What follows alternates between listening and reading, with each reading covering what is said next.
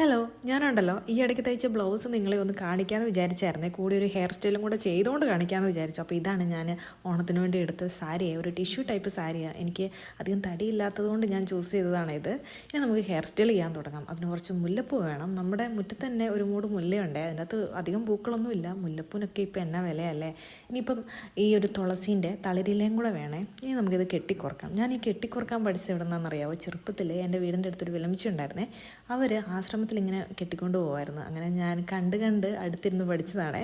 ഇനി മുടിൻ്റെ ചെടയൊക്കെ കളഞ്ഞിട്ട് മുമ്പിൽ നിന്ന് കുറച്ച് പാട്ട് മുടിയെടുത്തിട്ട് പിന്നിയിട്ട് അപ്പുറേന്നും ഇപ്പുറേന്നും പിന്നെ താഴോട്ട് വരെ പോവാം. എന്നിട്ട് ഇതേപോലെ കുടുമി കിട്ടുന്ന പോലെ ആ മുടിയൊന്ന് കെട്ടിയിട്ട് നമുക്ക് കെട്ടിക്കുറത്ത് പൂവും കൂടെ വെക്കാവേ. അങ്ങനെ വലിയ കുഴപ്പമില്ലാത്തൊരു ഭംഗിയൊക്കെ ഉണ്ടല്ലേ. ഇനി കമ്മലും മാലയും കൂടി ഒന്ന് വെച്ച് നോക്കാവേ. ഇത് എനിക്ക് പഴയൊരു കമ്മലും മാലയാണേ.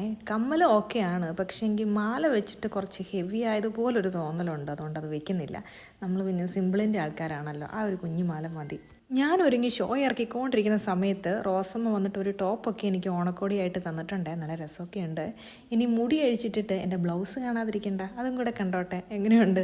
ഇനി പറയും എങ്ങനെയുണ്ട് എൻ്റെ ബ്ലൗസും സാരിയും ഹെയർ സ്റ്റൈലും ഒക്കെ. നിങ്ങൾക്ക് ഇഷ്ടമായെന്നൊന്ന് കമൻറ്റ് ചെയ്തേക്ക് കേട്ടോ. അപ്പോൾ എല്ലാവർക്കും ഹാപ്പി ഓണം. എല്ലാവരും ഹാപ്പി ആയിട്ടിരിക്കുക കേട്ടോ.